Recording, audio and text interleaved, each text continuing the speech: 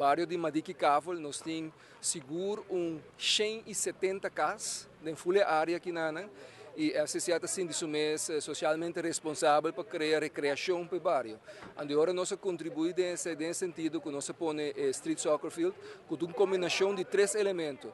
Botin elemento não para exercise, muito não para exercise, maior não para exercise e hasta gente na idade que nós senhores não também por exercise.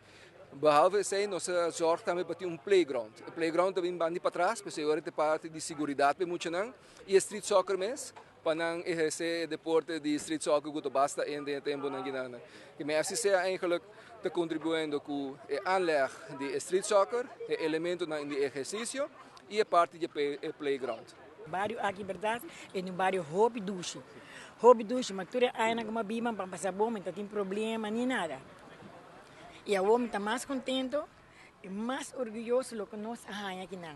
Pessoal, tampouco faço isso, mas tinha medo que é futebol, então eu tenho que treinar na Robileu, a outra aqui banda mesmo, mas não está nada sobre, mas também, tá bem?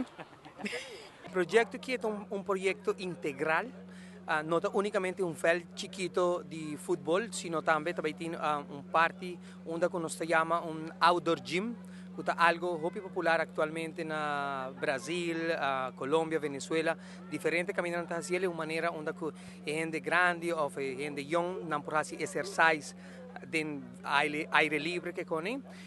Parte para trás tem véu de deportivo, pero é da gispa não é algo medida não técnico de futebol, pero é véu chiquito onde a gente não pode recrear, muito não pode recrear.